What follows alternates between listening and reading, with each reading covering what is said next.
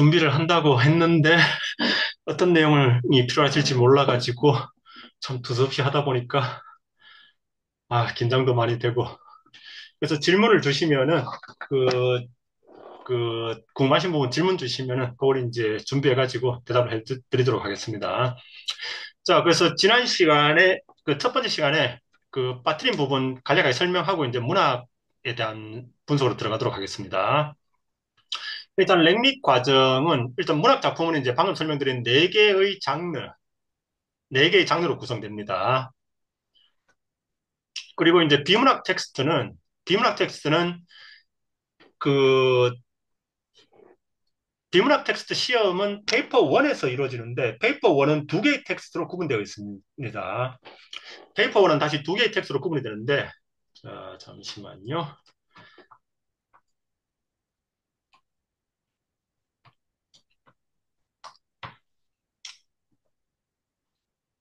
자, 텍스트 1은 이제 여기서도 이제 비문학의 언어적 장치에 대한 거고 텍스트 2는 텍스트 2는 이제 비문학의 이미지 장치를 묻는 두 개의 텍스트가 나옵니다. 여기에서 자, HL 학생이라면은 선택권이 없습니다. HL은 둘 다 풀어야 되고 SL은 둘 중에 하나만 풀면 됩니다. 텍스트 1을 풀든 텍스트 2를 풀든 하나만 풀면 됩니다. 여기서 이제 언어적 장치를 사용한다는 것은 이제 신문 기사, 칼럼, 그리고 이제 이미지 장치라는 것은 이제 공익 광고, 인포그래픽, 시사 만화 이 정도가 되겠습니다. 아니 문학이 언어인데 왜 비문학의 언어적 장치를 또 배워야 되는가? 그러니까 문학에서 사용하는 언어와 신문 기자나 칼럼이 사용하는 언어는 다릅니다. 그렇기 때문에 이제 그걸 구분해서 배웁니다. 그래서 칼럼, 신문 기사, 그리고 이제 이미지 장치는 이제 인포그래픽, 시사 만화, 공익 광고 요 정도. 그 외에 이제 그 총 IB에서 얘기하는 비문학 텍스트 장르는 30개가 있는데 DP 과정은 2년 과정입니다. 그런데 문학 4장르 가르치고 비문학 30장르 가르치려고 하면은 상식적으로 이제 그 비문학 한 장르당 2주밖에 시간이 안 갑니다. 그러면 어느 것도 제대로 못 가르칩니다. 그래서 이제 학생들이 가장 주변에서 접할 수 있는 그런 걸 이제 하다 보면은 이제 역시 요 5개 정도의 장르 그렇게 됩니다. 그리고 이제 여기에서 자, 영상 매체, 그러니까 뮤직비디오, 그 다음에 드라마, 파친코 같은 드라마, 그 다음에 영화. 사실 이제 영화는 시험에서는 안 나오기 때문에 가르치는 안 가르치는 상관없는데, 근데 영상 매체를 안 가르쳐 버리면은 코리안 A, 랭귀지 A, 그러니까 랭릿 과정은 사실상 뭐 절반 이상 의미를 잃어버립니다. 그래서 IB는 매년 이제 지침을 통해서 시험에는 나오지 않지만 영상 매체를 반드시 가르치라라고 요구를 하고 있습니다. 자, 지금 정리하고 있는 텍스트 파일은 그 수업이 끝나면은 함께 공유 드라이브 업로드를 하도록 하겠습니다. 그리고 거기에 대해서 좀 가이드 하실 수 있도록 제가 만든 그 PDF 파일을 올려놨으니까 이걸 한번 참고해 보시기 바랍니다.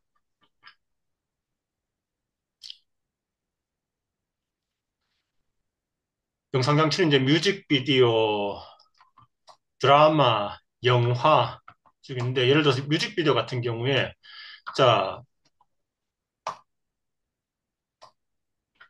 예를 들어서 BTS의 Fake Love라는 뮤직비디오를 분석한다고 한번 생각을 해보죠.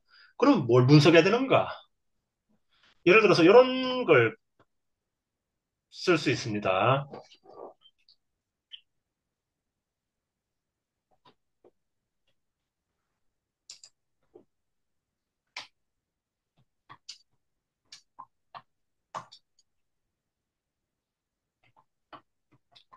이런 걸로 한번 생각을 해보죠. BTS의 Fake Love 뮤직비디오에서 페이크의 세 가지 의미에 대한 분석. 이런 게 어떤 연구 주제가 될 수 있겠습니다.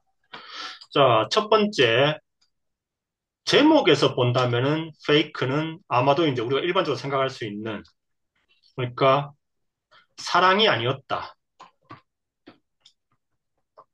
그러니까 나는 저 사람을 사랑했는데 저 사람은 나를 사랑하지 않았다. 그런 게 될 수 있겠고, 그 다음에 가사를 통해서 본다면은 이제 그 상대방에 맞춰가는 나의 모습이 더 이상 내가 아니다.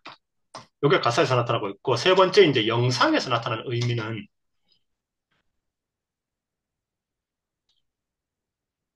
그것과 상관없이 핸드폰으로 가득 채워진 터널이 나오고 있습니다.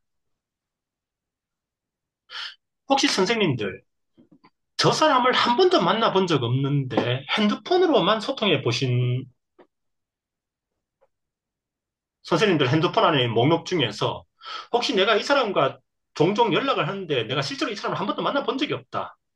그런 분 있습니까? 네. 혹시 그 사람은 정말 존재하는 걸까요?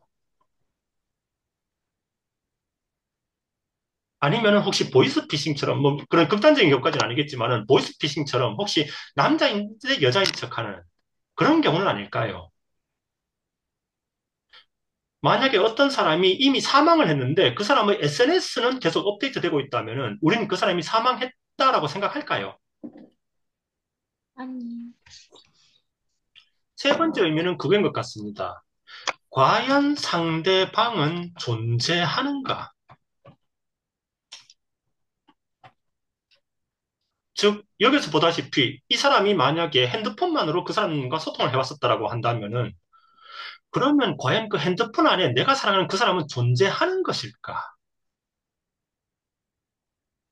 어떻습니까? 만약에 요거를 분석한다면은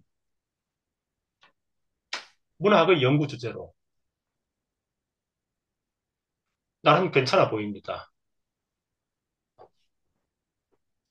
그리고 이런 식으로 이제 BTS 뮤직비디오를 다루고 그 다음에 이제 드라마 같은 경우에 이제 파친코에서 제가 이제 학생들에게 주로 수업하는 것은 파친코는 이제 음향을 많이 썼습니다. 그러니까 음향을 통해서 인물의 존재감을 많이 드러내고 있습니다. 그러니까 영상에서 이제 아무것도 새까맣게 아무것도 안 보이는 경우가 종종 있는데 그때 소리를 통해서 그 사람의 존재감을 설명하는 경우가 많습니다. 그래서 이제 드라마 파친코에서는 그 음향을 어떻게 사용하고 있는가. 그 다음에 이제 만약에 영화에서는 신들러 리스트에서 카메라가 인물의 도덕성을 어떻게 표현하고 있는가. 예를 들어보죠. 신들러 리스트에서 초반부에서는 신들러는 주로 이제 저렇게 아래쪽에 위치하고 있습니다. 다른 인물들이 신들러를 내려다보고 있죠. 그리고 이때부터 카메라가 이제 신들러의 아래쪽으로 내려가기 시작합니다. 그러니까 로우 앵글로 포착하기 시작합니다. 상대적으로 이제 신들러는 점점 커지고 강해 보입니다.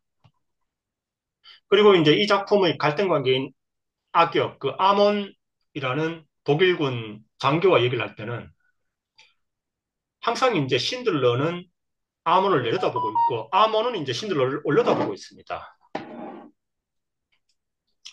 그리고 이제 신들러에게 이제 유대인들을 도와주자라고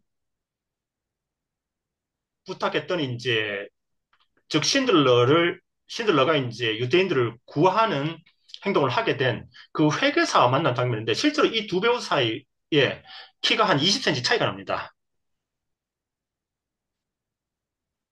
그런데 신들러가 지나치게 의자에 파묻으면서 눈높이를 비슷하게 맞추고 있죠.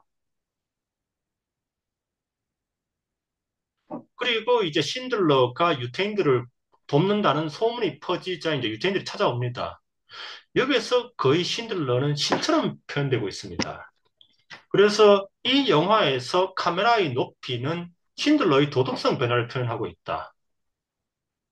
그걸 규명해 본다면 어떻겠습니까? HLSA로서. 이런 식으로 이제 영상을 분석을 합니다.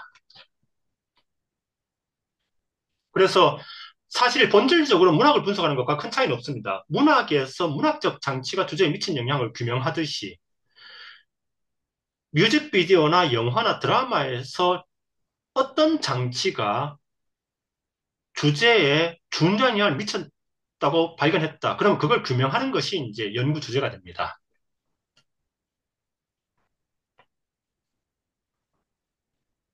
그리고 여기서도 이제 그 제가 개인적으로 만들어 놓은 파일을 올려놨으니까 한번 읽어보시고 다음 시간에 질문 주시기 바랍니다. 그리고 이제 학기 구성은 리더, 라이터, 텍스트, 그리고 이제 타임 앤 스페이스, 그리고 인터텍스얼리티 세 가지로 구분되어 있습니다. 보통 이제 4학기인데 이게 이렇게 세 개로 구분돼서 조금 애매한데 저는 여기에 이제 그냥 요걸 이제 각각 하나의 학기로 한 다음에 그 네 번째 학기는 이제 네 번째 학기는 시험 대비로만 준비를 합니다. 이런 식으로 갑니다. 자, 리더 라이터 텍스트는 요거는 이제 바꿔 말하면은 절대론적 관점, 내재적 관점, 즉 작가와 독자와 텍스트 그 이외에 어떤 것도 고려하지 않은 내재적 접근에 대해서 배우는 학기입니다. 그리고 타임 앤 스페이스 이제 내재적 관점에서 벗어나서 시간과 공간, 그 주변의 이 작품이 쓰여진 시간적 배경, 공간적 배경, 그 주변 정보들을 포함해서 외재적으로 접근하는 관점을 배우는 게 요겁니다. 그리고 이제 인터텍스트얼리티는 한 번 더 확장을 해가지고 이제 한 작품의 분석에서 끝나는 게 아니라 이 작품과 다른 작품 사이의 연관성, 유사성, 차이점을 보는 것이 인터텍스트얼리티입니다. 그러니까 자세히 보시면 1, 2, 3으로 갈수록 점점 이제 범위가 확대되죠. 내재적 관점, 외재적 관점, 다른 작품과의 연관성, 이렇게 확장되는 형태로 되어 있습니다. 그래서 이제 기술적으로 이런데 사실상 이제 뭐 실제 수업하실 때는 거의 무의미합니다. 그냥 어떤 작품도 다 세 가지 속성을 다 가지고 있기 때문에 그냥 선생님들 편하신 원하시는 작품을 여기다 넣고 대충 그냥 말을 만들어내시면 됩니다. 상대적으로 이제 좀 내재적 관점이 강한 작품은 첫 학기에 넣으시고, 그 다음에, 요거는 단작품과 연관성이 좀 높다. 그러면 뭐 세 번째 학기에 넣으시고, 이렇게 해 가시면 됩니다. 요분 이해되셨습니까? 그럼 그 기출 문제들을 보고 어떤 작품이 예. 나오고 예상은 할 수 있나요? 아이들의 페이퍼 감상. 2를, 그러니까 페이퍼 2를 말씀하시는 것 같은데, 네네. 근데 이제 페이퍼 2는, 그러니까 문제은행식입니다. 그러니까 페이퍼 2는 제가 그 기출 문제들 모음을 그 폴더 안에 넣어놨는데, 네네네. 이것은 봤습니다. 네. 문제은행식입니다. 그러니까 문제는 여기에서 조금 이제 수로라든지 용어들이 조금 바뀌지 의미 자체는 크게 바뀌지 않습니다. 아, 네, 감사합니다. 그러면은 자, 요거를 풀 때 어떻게 하는가 하면 첫 번째 이제 네 가지 질문 중에서 한 가지를 선택합니다. 그러면 이제 바꿔 말하면은 나머지 세 개의 질문은 버립니다. 이제 더 이상 존재하지 않습니다. 잊어버려야 됩니다. 그 다음에 질문에 맞춰 자, DP 과정에서 IO에 사용하고 HLS에 사용한 것을 빼고 나머지 작품 중에서 두 개의 문학 작품을 고릅니다. 이건 문학만 사용할 수 있습니다. 이제 저기에서 골라진 두 개 작품 빼고 나머지 모든 작품은 이제 잊어버립니다. 존재하지 않는 겁니다. 신경 쓸 필요 없습니다. 그리고 이제 질문이 묻는 문학적 장치에 맞춰 두 작품을 비교, 대조해야 됩니다.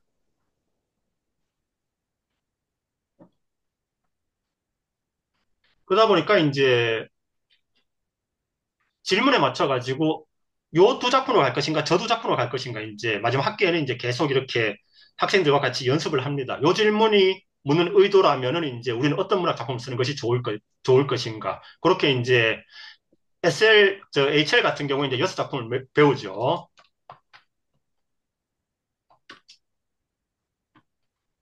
거기에서 이제 IO에서 한 작품 빠지고, 그런데 이제 그 HL 에세이에서 비문학을 쓴다면은 페이퍼 2에 다섯 작품을 가져갈 수 있게 됩니다.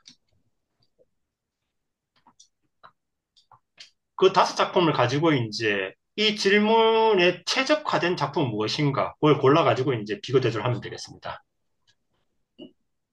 감사합니다. 예. 근데 이제 아무래도 비교 대조를 한다는 거다 보니까 아무래도 이제 인터텍스얼리티와 좀 더 연관성이 높을 것 같네요. 그리고 작품 선정은 요거는 이제 IB에서 최대한도 자유를 주지만은 이제 최소한의 그 규정으로 제한을 하는 게 요건데, 3개 이상의 시대. 그러니까 시대란 것은 그 한 세기입니다. 그러니까 18세기, 19세기, 20세기, 21세기 이렇게 4개의 세기로 나눠서 그중에서 이제 3개 이상의 세기가 담겨 있어야 됩니다. 만약에 모든 작품이 19와 20세기에만 제한되어 있다. 그러면 안 됩니다. 그리고 3개 이상의 지역. 그러니까 뭐 언어권이라고도 할 수 있겠죠.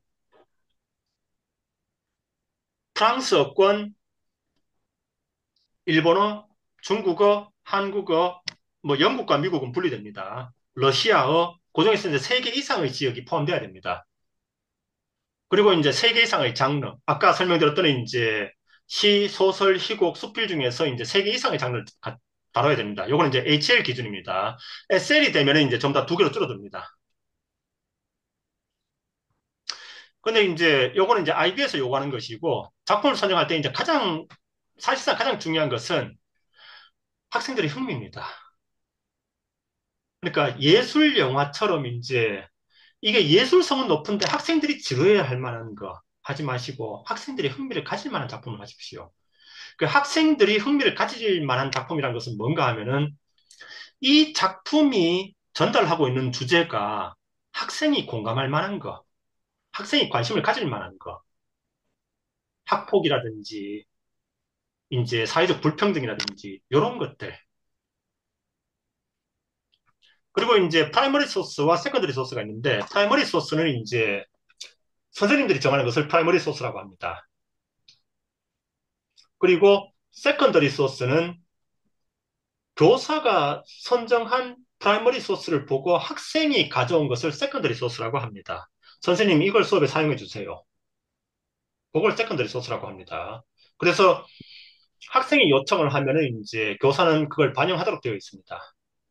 그리고 사실 세컨더리 소스를 가지고 과제를 했을 때 학생들에게서 좋은 결과가 나옵니다. 그러니까 선생님들이 모든 작품을 문학이든 비문학이든 모든 작품을 정하지 마시고 어느 정도는 비워두십시오. 그런 다음에 너희들이 개인적으로 공부하고 싶은 작품 없는가라고 물어보십시오. 그래서 학생들이 이 작품을 사용해 보고 싶다라고 한다면 그게 규정에 맞는가? 아까 말씀드렸던 이제 3개 이상의 언어, 3개 이상의 지역, 3개 이상의 시대, 3개 이상의 그 장르에 맞는가? 그게 부합된다면은 적극 반영하십시오. 근데 그럼, 사실상 이제, 예, 아니, 그러면 11학년 올라왔을 때 선생님은 보통 11학년 첫 학기 때 이거를 학생들한테 물어보는 건가요? 예, 그렇게 그런 합니다. 작품을, 근데 이제 문학의 경우는 지금까지 16년간 한 번도 그런 적이 없었습니다. 네. 근데 비문학의 경우에는 많이 나옵니다. 영화, 드라마, 만화. 그러면 이제 그걸 그 작품 리스트에 올리고 공식적으로 작품을 사용하는 겁니다. 그러면 학생이 이제 내가 좋아하던 영화를 선생님과 같이 분석을 해본 다음에 그걸 과제에 쓰면은 과제의 퀄리티가 훨씬 높아집니다.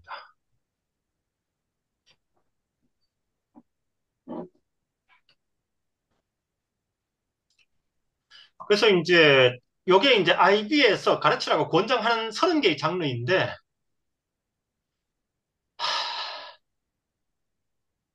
그러니까 참 막막하죠. 그러니까 네. IB가 굉장히 좀 요즘 들어서 균형을 잃고 있는 게 릿과 랭릿에서 일단 선생님들이 이제 그 가르치시기에는 랭릿보다 릿이 훨씬 편합니다. 일단 문학 4개 장르 안에서 다 그냥 다 끝나잖아요. 거기에 추가적으로 최소한 10개의 비문학 장르를 가르쳐라 해버리면은 일단 너무 넓어집니다. 게다가 거기에서 이제 줄이고 줄이다 보면은 이제 학생들이 별로 접하지 않는 거, 시험에 잘 안 나오는 거, 이거 빼면은 그래도 한 7, 8개 남습니다. 그리고 학생들이 선생님들보다 더 잘합니다. 그 장르에 대해서는. 더 익숙합니다. 문학은 교사가 학생보다 더 우위에 설 수 있습니다. 학생들이 문학 작품을 많이 읽어본 학생들이 별로 없습니다. 그런데 영화나 만화가 돼버리면 학생들이 더 똑똑합니다. 가르치기가 만만치 않습니다. 그런데 최근에 보면은 그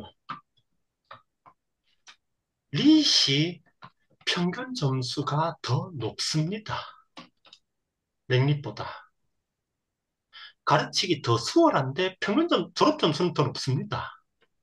게다가 올해부터 적용이 되는데 릿은 작품 수가 줄었습니다. 그러니까 HL을 기준으로 하자면은 릿은 9작품만 가르치면 됩니다. 그런데 랭릿은 12작품 가르쳐야 됩니다. 여러 면에서 랭릿이 부담이 훨씬 큽니다. 그런데 졸업 점수마저도 최종 평균 점수가 랭릿이 릿에 비해서 현저하게 낮습니다.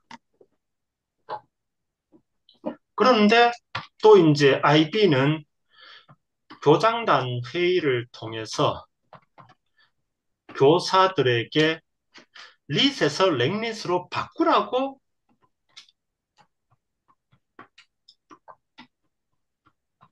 압력을 가하고 있습니다. 그래서 아마 새로운 일자리는 새로운 코리안의 교사 찾을 때는 거의 대부분 랭릿일 겁니다. 그러니까 아마 선생님들이 이제 인터뷰해 보시면 아시겠습니다만은 릿을 요구하지 않을 겁니다. 랭릿을 가르칠 수 있느냐라고 요구할 겁니다.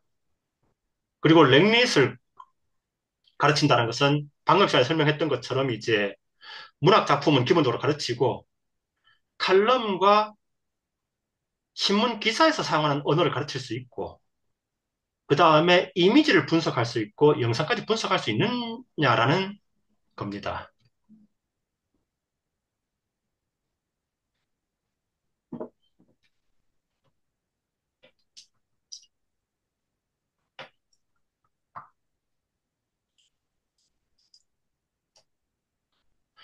그래서 이제 이제 문학 분석으로 한번 들어가 보도록 하지요. 지금까지 조금 제가 설명해 놓고 좀 내용이 어려웠던 것 같네요. 죄송합니다. 아닙니다. 그 선생님들에게 이제 이 시간을 통해 선생님들에게 그러니까 장밋빛 환상보다는 현실을 있는 그대로 알려드리려고 하고 있습니다. 그게 좀 더 도움이 될 것 같습니다. 제가 이제 지난 몇 달 동안 그 링크드인에서 헤드헌터들에게 연락을 많이 받았는데 공통적으로 요구하는 게 그겁니다. 랭귀지 A 실러버스대로 가르칠 수 있겠는가? 만약 그게 가능하다면은 그 지금 당신이 받고 있는 급여보다 30%를 더 주겠다. 즉 바꿔 말하면은 실러버스대로 가르칠 수 있는 교사가 지금 거의 없다는 소리입니다. 그러니까 그걸 대비하셔야 됩니다. 그래서 바꿔 말하면은 선생님들이 실라버스에 있는 대로 문학과 비문학을 모두 가르칠 수 있다고 한다면은 선생님이 지금 다소 경력이 없으시더라도 아마 데려가려고 할 겁니다.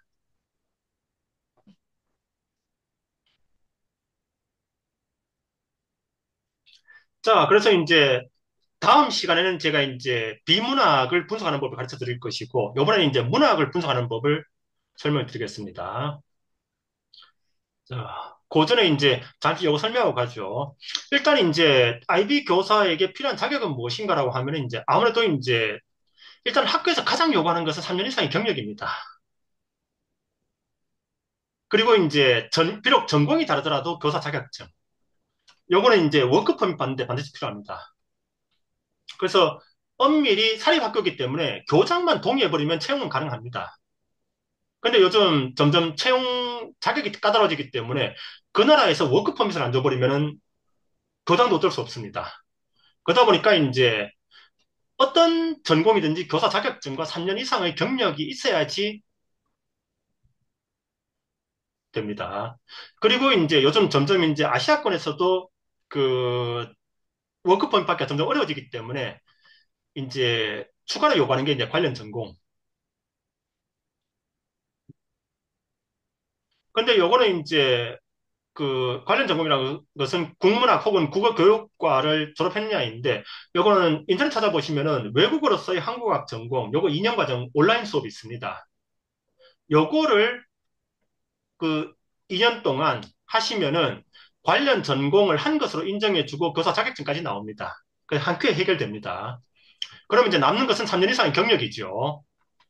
그래서 선생님들이 이제 찾아보시면은 학교들 중에 그런 학교가 있습니다. 그러니까 그 급여가 낮은 학교가 있습니다. 그러니까 이 학교는 인건비를 줄이기 위해서 어떻게 하는가 하면은 일부러 경력 있는 교사를 채용하지 않습니다. 그러니까 경력 없는 교사를 채용한 다음에 이 사람이 경력이 쌓여서 월급을 높여줘야 될 때가 되면 또 이제 해고하고 다른 교사를 찾습니다. 즉, 3년 경력을 쌓기는 좋은 상황입니다.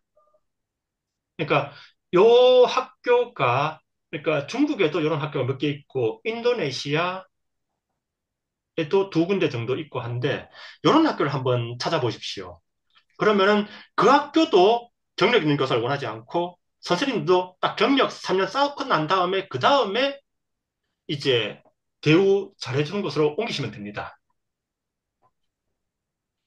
다만 그런 이제 학교가, 예예. 그런 학교가 있는 건 어떻게 찾아볼 수 있나요? 저한테 얼마 전에 왔었던 곳이 이제 그런 학교였었는데 한번 리스트를 제가 작성해가지고 한번 공유를 하겠습니다. 그래서 감사합니다. 이런 경우 이제 당연히 급여도 적고 이제 그 학생 그 자녀에 대한 혜택도 적습니다. 그거는 각오하셔야 됩니다. 다만 딱 음, 이제 참고 그냥 3년 경력만 쌓는다 생각하시고 그다음엔 바이바이 하십시오. 네, 그리고 이제 추가로 이제 그 이게 아무래도 교육이다 보니까 업무에 대한 책임감, 그다음에 문학과 비문학에 대한 어떤 개인적인 이제 애정, 그리고 이제 학생들에 대한 애정, 요거까지도 이제 필요합니다. 그리고 이제 IB 교사에 대한 대우는 이제 급여는 이제 그 외국 취업은 이제 급여는 공개할 수 없도록 되어 있죠. 그래서 저도 급여는 말씀드릴 수 없는데 그러니까 뭐 풍족하게 살 수는 없는데 그렇다고 이제 세네 명의 식구가 뭐 아쉬운 그 수준은 또 아닙니다. 그리고 이제 보통 영국계 학교는 자녀 두 명까지는 수업료가 면제됩니다. 다만 수업료가 면제라는 것이 이제 식비, 스쿨 버스 이런 건 다 내야 됩니다. 네. 그런데 이제 수업료만 면제돼도 상당합니다. 제가 중국에 있던 학교에서 이제 지금 이 학교로 옮기게 된 게 그 학교는 이제 수업료 50% 할인입니다. 그러면은 제 급여로 제 아들 학비를 못 댑니다. 그래서 옮겼습니다. 그리고 이제 가족 전체 이제 저 같은 경우 이제 한국이니까 이제 한국 왕복 항공권 이제 1년에 한 번 나옵니다. 그리고 이제 외국인 채용이다 보니까 아파트 제공되고 저희 학교는 이제 계약서를 학교에 주면은 이제 학교에서 이제 그 급여와 함께 입금을 해줍니다. 그리고 이제 기본적인 건강보험 나오고 이제 그다음에 그 요것도 영국계 학교는 이제 1년 근무하면은 이제 한 달치 급여를 이제 퇴직금으로 적금해 뒀다가 제가 만약에 7년 근무했다가 다른 학교로 옮기면은 이제 그 7달치 월급을 이제 제게 퇴직금 형식으로 줍니다. 보통 그런 정도입니다. 그러니까 생활하신 데는 아무 부담이 없을 겁니다. 즉 업무에만 신경 쓰시면 됩니다. 학교에서 골치 아픈 건 다 해결해 줍니다. 아파트, 기본 보험, 뭐 수업료 다 해결해 줍니다. 아, 선생님, 그런데 예, 그러면 그 교사 자격증, 그 한국어학 전공해도 교사 자격증이 나오는 게 맞는데 예. 그것도 그럼 인정해 준다는 건가요? 그렇습니다. 그러니까 워크퍼밋 받는 용이기 때문에, 그러니까 국어 국자격이, 국문학 교사, 국어 교사 자격증, 영어 교사 자격증 이런 게 아니어도 그러니까 외국어로서의 한국어 전공 요걸 하시면 요거에 따라서 이제 자격증이 나오는데 네, 그거면 워크숍을 맞습니다. 받는 데는 아무 상관없습니다. 그럼 학교에서도 그거를 차등하진 않나요? 이 선생님은 이거라서 채용을 하기 싫어하고 하거나 뭐 마음에 들어 하지 않다거나 이러진 않다는 말씀이시죠? 그거는 전적으로 이제 그냥 교장의 재량입니다. 감사합니다. 그러니까 엄밀히 말해서 학교와 계약서를 쓰는 데는 그냥 교장만 오케이 해버리면 아무 문제가 없습니다. 근데 이제 그 나라에서 일하려고 하면 워크퍼밋까지 받아야 되겠죠. 그 제가 딱 이런 케이스였습니다. 제가 이제 저는 그 농업기계공학을 전공했습니다. 완전히 전공도 완전히 다르죠. 근데 이제 막상 해보니까 2009년에 이거 해보고 내 전공은 문학이었구나. 39살에 그거 발견해서 이제 문학에 빠져서 살았습니다. 저는 이제 교사 자격증도 이제 그 대학교에서 땄던 이제 그거죠. 그러니까 공학 교사 자격증입니다. 그러다 보니까 이제 그 몇 년 전에 이제 워크 퍼밋에서 문제가 생겼고 그래서 제가 이제 음, 2년 요 과정을 듣고 이제 지금은 아무 문제가 없습니다. 그러니까 워크 감사합니다. 퍼밋을 내는 사람들은 딱히 이 부분에서 깊이 있는 이해가 있지는 않기 때문에 우리가 가르치는 게 한국 학생인가 베트남 학생인가 잘 모릅니다. 그냥 뭐 한국어 전공했으니까 이거 업무와 일치되네 줍니다. 그 3년 이상의 경력이 예, IB 학교에서의 경력인가요? 아니면 국제학교면 되는 건가요? 이건 아이비 학교에서의 경력입니다. 아, 예, 그러니까 네. 왜냐하면은 그러니까 어떤 그 때가 되면 아이비 학교에서 이제 요걸 업로드해라 그 매니지백을 사용 방법 이런 것들을 이제 학교에서 가르치는 게 귀찮아합니다. 음, 그리고 이제 그 학교에 따라서 Y로 하면은 12, 13이 되고 G로 하면은 11, 12가 되는데 그, 그, 그러니까 DP 1, 2학년을 다 가르쳐 본 경력을 네. 요구를 합니다. 요게 사실 가장 어려운 부분입니다. 그래서 요 교사가 되는 방식을 이제 운 좋으면은 이제 그냥 애가 학교 다니다가 그 학교에서 코리안 개설하는데 이제 학부모님들 중에서 뭐 국어학 전공한 분 없나 이렇게 되는 경우도 있고 리에종 선생님이 되는 경우도 종종 있고 저 같은 경우에는 이제 갑자기 이제 그 하시던 선생님들이 갑자기 이제 떠나셔가지고 이제 가장 근처에 이제 교사 경력 있는 사람 없는가 하다 보니까 제가 컨택이 됐고 굉장히 운이 좋은 케이스죠. 그렇습니다. 그런 부분들을 한번. 그래서 이제 저는 이제 만약에 학교에서 교사가 아니라 리에종을 뽑는다. 그래도 한번 지원해 보시기 바랍니다.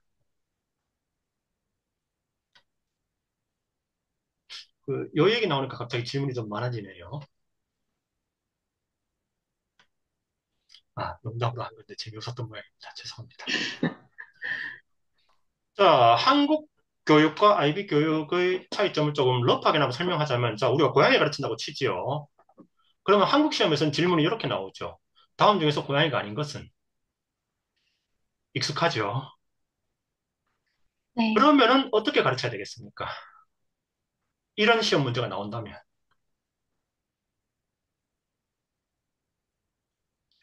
교사들은 집중적으로 이제 고양이를 구분하는 법을 가르쳐야 되겠죠. 네. 근데 과연 그게 고양이를 이해하는데 얼마나 도움이 되겠습니까? 음, 그래서 IB는 이렇게 시험이 나옵니다. 이 사진을 주고 이 고양이의 감정이 어떻다고 생각하는가? 그리고 왜 당신은 그렇게 생각했는가를 증명하라라고 씁니다. 그러면 가르치는 방식이 달라져야 되겠죠. 어떻게 생각하십니까? 저 고양이가 지금 어떤 감정을 가지고 있다고 생각하십니까? 놀라 보입니다. 놀라 보인다. 사람에 따라서는 슬퍼 보이고, 사람에 따라서는 호기심이라고 할 수도 있겠죠. 그러니까 정답은 없습니다. 그리고 거기에는 상당 부분 나의 감정도 반영되어 있겠죠. 거기에서 이제 카메라 구도, 색상, 아니면은 고양이의 표정, 나는 근거를 대야 됩니다. 왜 나는 슬프다고 느꼈는가? 왜 나는 호기심이라고 느꼈는가? 그리고 그것이 얼마나 설득력이 있는가에 따라서 점수를 줍니다. 그리고 그걸 이해하다 보면은 저 고양이라는 텍스트를 바라보고 있는 저 텍스트를 이해하는데 나의 감정이 반영되었다는 것을 이해하게 됩니다. 즉, 어느 정도 나를 이해하는 과정이기도 합니다. 그 점이 차이점입니다. 결정적인 차이점입니다. 자, 그래서 이제 제가 수업에서 사용하는 방식인데, 자, 예를 들어서 이제 천상병 시인의 귀천이 있습니다. 자, 귀천 시는 굉장히 유명하죠. 여기에서 저는 학생들에게 이제 두 명의 천상병 시인을 소개합니다. 이 사람은 이제 그냥 제가 인터넷 사진만 가져왔는데, 가공의 천상병 시인입니다. 일제시대 이제 독실한 친일파였던 천상병 시인, 제가 만든 가공의 인물입니다. 그리고 이제 민주화 운동을 하다가 이제 고문을 받은 실제 천상병 시인이죠. 그리고 이제, 자, 이 사람이 이 시를 썼다고 생각하고, 일제시대 독실한 친일파, 이 시를 한번 해석해 봐라라고 던져줍니다. 그러면 학생들은 이걸 어떻게 해석을 할까요? 이 세상에서 즐거운 소풍을 끝내고 나는 이제 하늘로 돌아간다. 이 친일파는 친일을 한 대가로 평생 호화롭게 살았는데 그 사람은 왜 자기의 삶을 소풍이라고 표현했을까? 그 다음에 이제 두 번째 텍스트로 이제 두 번째 천상명을 소개합니다. 민주화 운동을 하다가 고문을 받고 그것 때문에 이제 건강에 이상이 와서 이제 말년에는 이제 막걸리밖에 마실 수가 없었고 이 사람이 만약에 이 시를 썼다면은 이 사람은 왜 자신의 삶을 소풍이라고 즐거운 소풍이라고 표현했는가? 그리고 학생들에게 질문을 던집니다. 여러분들의 생각에는 어느 쪽의 시인이 이 시를 썼을 것 같은가? 어느 천상병이 이 시를 썼을 것 같은가? 그리고 두 번째 질문. 여러분들은 어느 쪽 시인이 이 시를 썼으면 하는가? 어떻습니까? 학생들의 해석은 같을까요? 다를까요? 달라질 것 같습니다. 전혀 달라지겠죠. 즉, 텍스트는 하나지만은 이 맥락이 달라짐에 따라서 해석은 달라집니다. 이 사람이 소풍이라고 말했을 때와 이 사람이 소풍이라고 말했을 때 의미는 달라집니다. 즉, 맥락은 작품의 해석에 영향을 미칩니다. 그걸 설명한 다음에 이제 실제 작품을 한번 들어가 보죠. 자, 가장 친숙한 작품이 이제 우리들이 읽은 내용일 텐데, 자,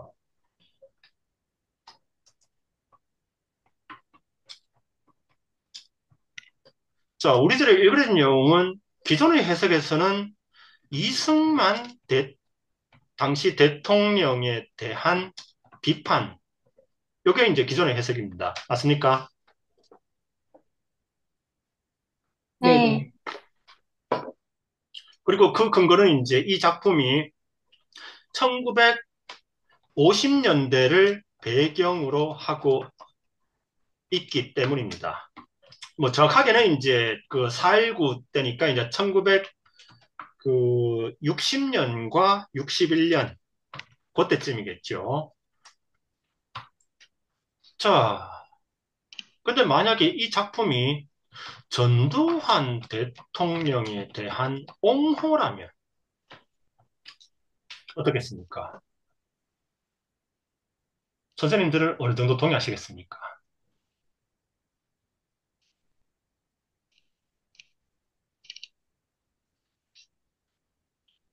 10%, 20%, 30%, 혹은 80%, 90%.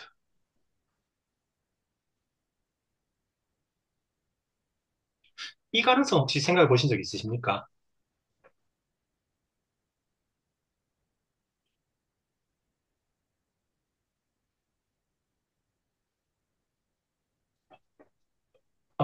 아무도 대답이 없으면 제가 저 인터넷이 또 끊겼는가 생각하게 되는데.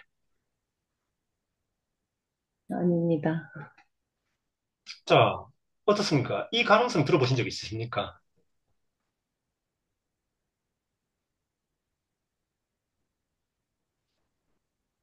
자, 혹시 이 작품이 몇 년도에 출판되었는지, 발표됐는지 아시는 분 계십니까?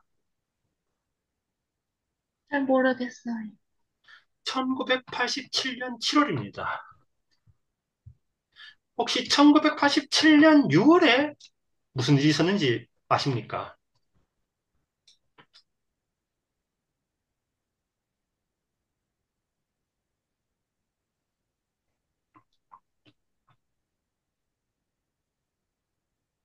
민준. 자, 그렇다면은 한번 생각해 보자. 1987년, 자, 요거는 이제 작가가 최근에 와서 이런 인터뷰를 했습니다. 창밖으로 들리는 6월 긴장해서 그런가.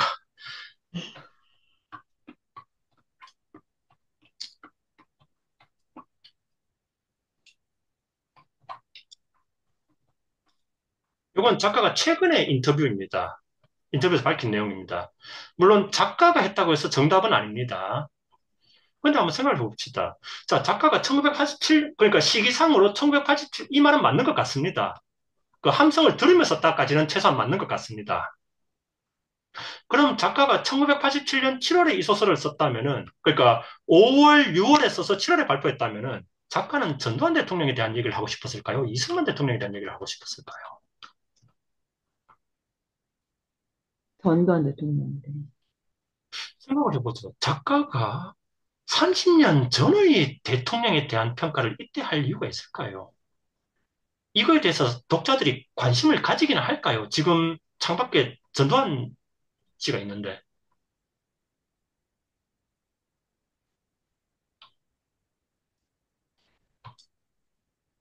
그런데, 자, 한번 이걸 보도록 하죠. 자, 1987년 이상문학적 작품집이고, 요게 이제 11월에 그 소설이 한번 개편되면서 다시 발표되면서 이상문학상을 탔고, 이제 잡지에 발표된 것은 정확하게는 이제 6월 말입니다. 1980년 6월 말. 자, 그리고 사실 보면은 우리가 그 1959년, 1960년이란 것은 한병태가 어렸을 때죠. 성인이 된 한병태가 사는 시기는 1987년입니다. 그럼 이 작품 속에서 더 중요한 시간은 언제일까요? 성인인 한병태가 살고 있는 그 현재일까요? 아니면은 과거의 한병태가 살고 있던 이 과거일까요? 한진이 87년 한진. 그러니까 지금 창밖에 이 사람이 버젓이 살아있는데 작가가 이 사람에 대한 평가를 한다. 그게 그 시기에 어떤 의미가 있을까요? 그러니까 자, 이 작품은 네 가지로 해석 가능합니다.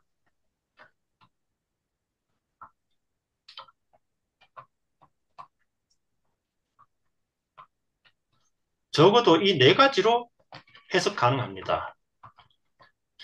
제가 처음에 말씀드린 것이 이제 해석의 다양성에 대한 가능성이라는 건데 어느 해석이 옳으냐 틀렸느냐를 주장하는 것은 코리안 A에서는 잘못된 본질을 벗어난 겁니다. 근거를 제시할 수 있는 모든 해석은 타당합니다.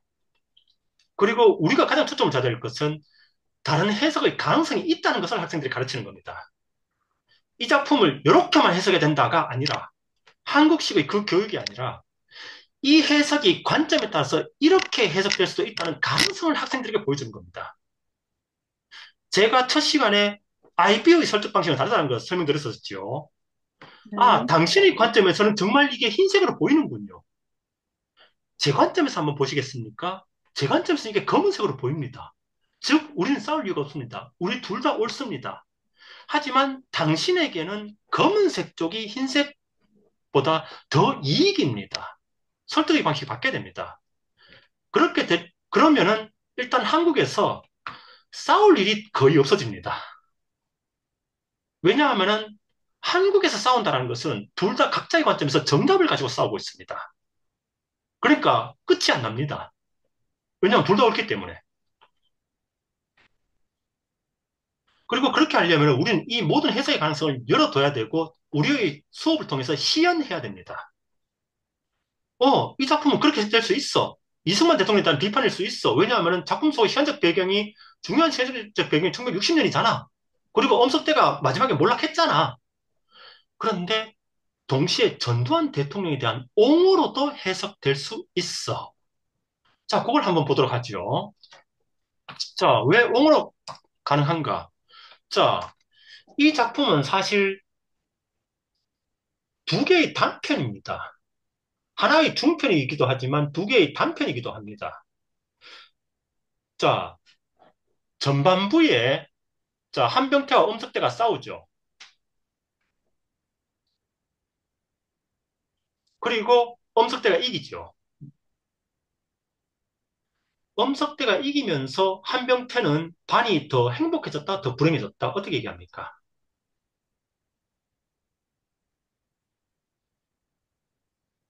혹시 기억나십니까?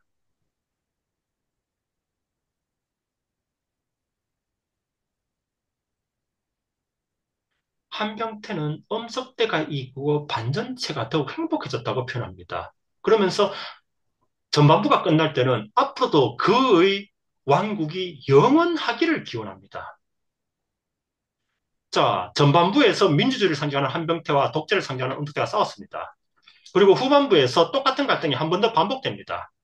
대신 한병태 대신에 6학년 담임, 서울에서 발령난 6학년 담임이 한 번 다시 등장하면서 다시 한번 민주주의와 독재가 충돌하게 됩니다.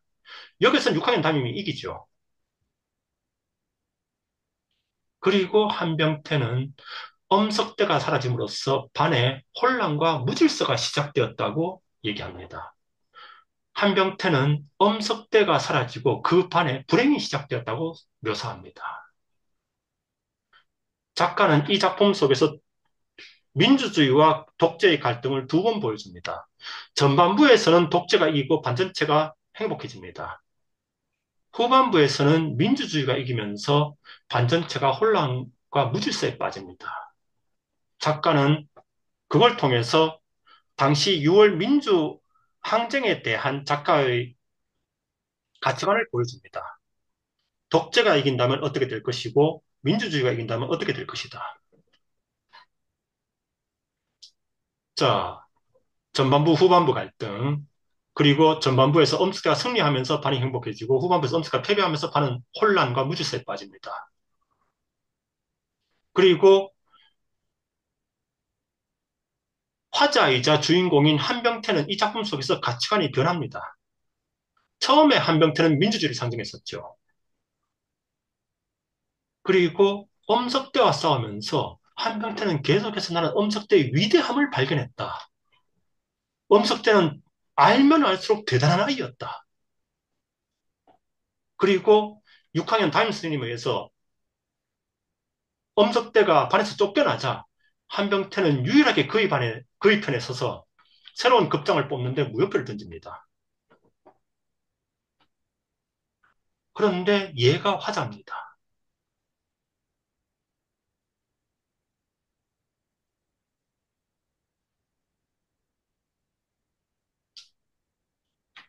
그리고 성인이 된 한병태, 그리고 여기서 추가로 이제 작가가 그 또 다른 결말, 요거는 이제 민음사판에 추가된 결말입니다. 여기서는 엄석대가 성공한 모습으로 다시 등장합니다. 한병태 앞에. 저는 작가가 기존의 해석을 뒤집는 이런 결말을 굳이 추가한 경우를 이 작품 빼고는 본 적이 없습니다. 소설에서는. 엄석대가 조폭으로 성공해서 다시 한병태 앞에 나타납니다. 한병태가 바라던 모습으로. 그래서 우리 서울에서 다시 만나서 다시 한번 일을 추진해보자. 라고 하고 헤어집니다. 즉, 제 해석의 근거는 그겁니다. 자, 작가가 이 작품을 내면서부터 이제 얘기를 했었죠. 엄석대는 전두환을 모델로 한 인물이다. 자, 그리고 이제 비판으로 보는 가장 중요한 근거는 엄석대가 마지막에 몰락했다는 거였죠.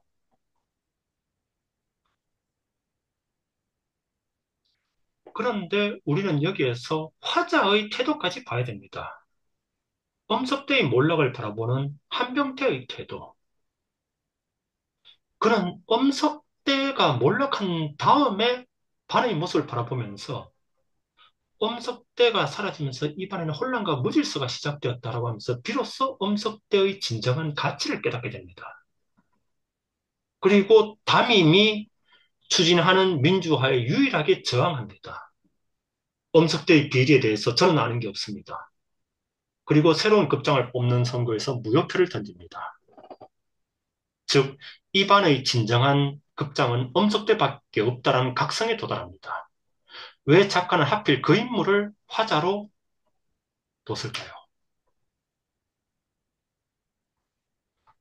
그래서 자, 시기별로 본다면 이 작품은 이승만 대통령에 대한 얘기일 수도 있습니다.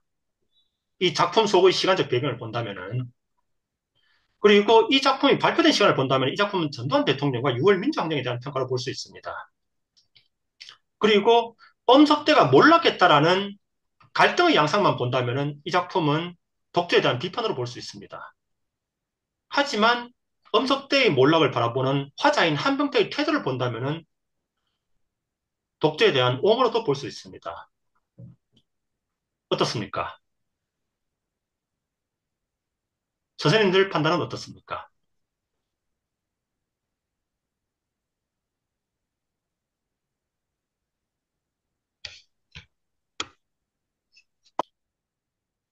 아, 아무래도 제가 선생님들에게 그, 강연을 하고 있는 듯한 느낌이 드네요.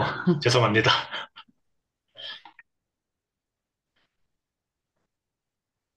그래서, 이제, 좀 전에 제가 설명했던 것처럼, 그러니까, 그리고 이제, 그 이후로 작가는 제가 확인한 바 세 번 정도 이 작품에 대한 입장을 바꿨습니다. 작가는 분명히 이 작품이 처음 발표됐을 때는 6월 민주항쟁과 관련이 없다라고 했다가, 최근에 와서는 나는 사실 이제 이걸 가지고 6월 민주항쟁을 평가하려고 했던 것이다라고 입장을 바꾸고 있습니다. 그리고 지금의 해석은 작가의 그 첫 번째 인터뷰에 맞추고 있습니다. 그래서 이제 기존의 해석에서는 이것만 가르치고 있는데, 저는 그러니까 채점관들은 이제 이 해석만 써야 된다는 것이 이제 채점관들의 입장입니다. 그래서 이 해석 빼고 다른 것을 쓰면은 감점한다. 는 것이 채점관들의 입장입니다. 그래서 저는 그것은 IB의 규정을 채점관들이 위반하고 있다고 생각합니다. 우리는 이 가능성을 열어둬야 됩니다. 그래서 이 작품에 어떤 해석이 옳으냐, 그르냐가 아니라 하나의 작품에 다양한 해석이 가능하다는 가능성을 열어둬야지 학생들이 21세기에 대비할 수 있습니다. 그런데 이제 채점관들 입장은 이제 그렇게 됐을 때 채점이라는 작업이 너무 어려워진다. 그러므로 이 작품만이 아니라 참고서에 없는, 참고서에 등장하지 않는 모든 해석에 대해서 우리는 관점을 하겠다. 그것이 어떤 채점관들의 공통된 입장입니다. 그럼 뭔가 중심적인 그런 관점, 그러니까 점수를 잘 받기 위한 그런 것들이 있나요? 발표가 되거나 뭐. 그렇습니다. 지금 이제 모든 과제에서 높은 점수를 받는 것은 그러니까 예전에는 제가 처음 IB 교사 됐을 때는 학생이 독창적인 사고를 가졌을 때는 높은 점수를 줬었습니다. 근데 지금 높은 점수를 받는 과제들을 보면은 이제 학생 자신의 생각이 있는 게 아니라 유명한 사람들의 해석을 잘 짜집기 했는 것이 만점을 받습니다. 이것도 저는 좋은 방향이 아니라고 생각합니다. 그러면 어쩔 수 없이 선생님도 예. 가리킬 수밖에 없는 거네요. 저희가 어쨌든 가리킬 때도. 근데 이제 그 부분은 이제 마지막 날에 제가 다시 설명을 드리겠지만은 지금 죄송합니다. 채점관들이 규정에 대해서 너무 모릅니다. 그러다 보니까 지금은 뛰어난 학생들이 낮은 점수를 받습니다. 왜냐하면은 특히 비문학에서 학생들이 뛰어난 수준을 채점관들이 못 따라갑니다. 그러니까 내가 모르는 얘기를 학생들이 답안지에 썼다. 그때 채점관들은 당황합니다. 그러다 보니까 어차피 지금 랭릿에서 점수는 그냥 어떤 채점관을 만나냐 운입니다. 학생의 분석력에 따라서 나오는 게 아닙니다.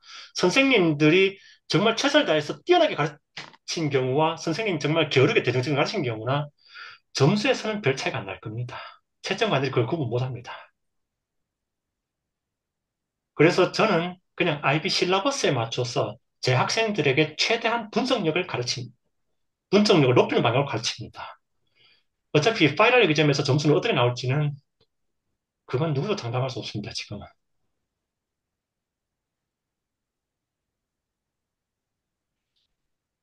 그래서 IB 실러버스에서 요구하는 것처럼 문학에 대한 창의적 해석, 비판적 해석, 그 다음에 비문학에 대한 분석적인 접근, 논리적인 글쓰기, 그냥 학생들의 장래를 위해서 최대한 이제 그걸 가르치는. 그리고 솔직하게 얘기를 합니다. 너희들의 실력은 7점이 맞다.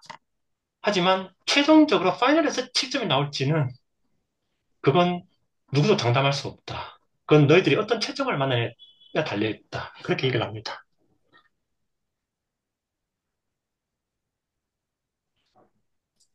자, 그래서 이제 그 오늘 수업은 시간이 다 됐으니까 여기서 마치도록 하고 선생님들 그 마지막으로 질문 있으면 한 5분 정도 질문 받고 마치도록 하겠습니다.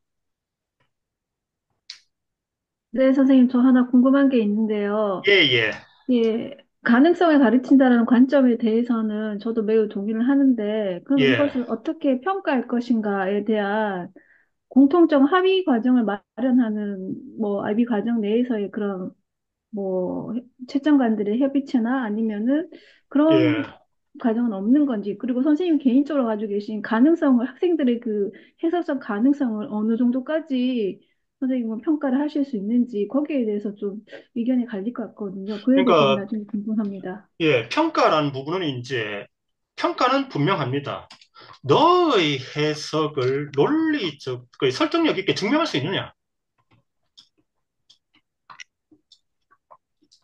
그러니까 요거는 이제 페이퍼 2에서 이제 인용과 분석과 등을 되는 것인데, 너는 어떤 장면을 근거로 이렇게 해석을 했는가? 그 과정이 타당한가? 타당하다면 그것은 정답입니다.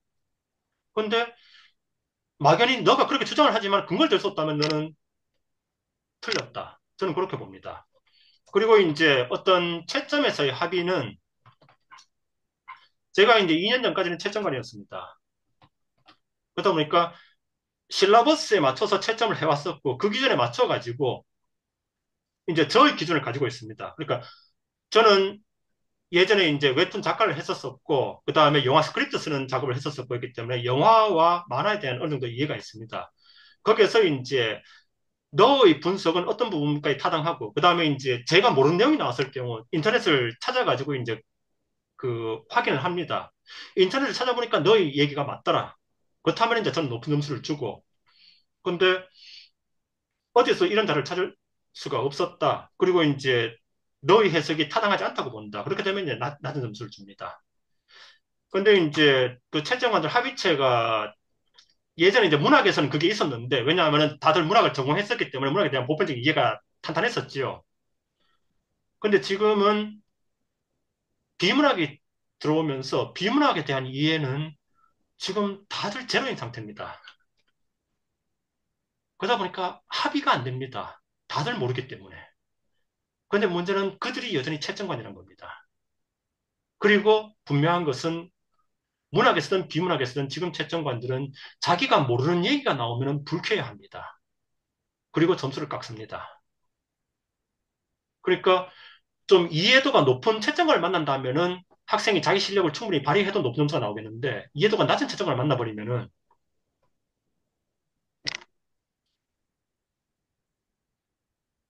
오히려 간접 요소가 됩니다. 그렇다고 우리가 어떤 채점관을 만날지 모르는데 그 채점관 기준에 맞춰가지고 우리가 덜 가르칠 수는 없지요. 네. 그러다 보니까 그냥 실라버스대로 그래서 제가 첫 시간에 실라버스를 강조한 겁니다. 실라버스대로 그냥 학생들이 분석력을 최대한 높일 수 있는 방향으로 졸업시킨 겁니다. 그러니까 파이널 리뷰에서 몇 점 나오든 간에 지금 우리가 가르치는 그 지식은 대학에 갔을 때 굉장한 도움이 될 겁니다. 그렇기 때문에 실라버스대로 가르치는 것이 지금은 정답입니다. 네, 예, 감사합니다. 예, 질문 하나만 더 받고 끝내도록 하겠습니다. 자, 없으시면은, 이번 시간은 여기서 마치도록 하고, 이제 다음 주 일요일 날 이 시간에 또 뵙도록 하겠습니다. 고생하셨습니다, 선생님. 예, 오늘 시간 내주셔서 감사합니다. 감사합니다. 감사합니다. 수고하셨습니다. 예. 감사합니다. 감사합니다.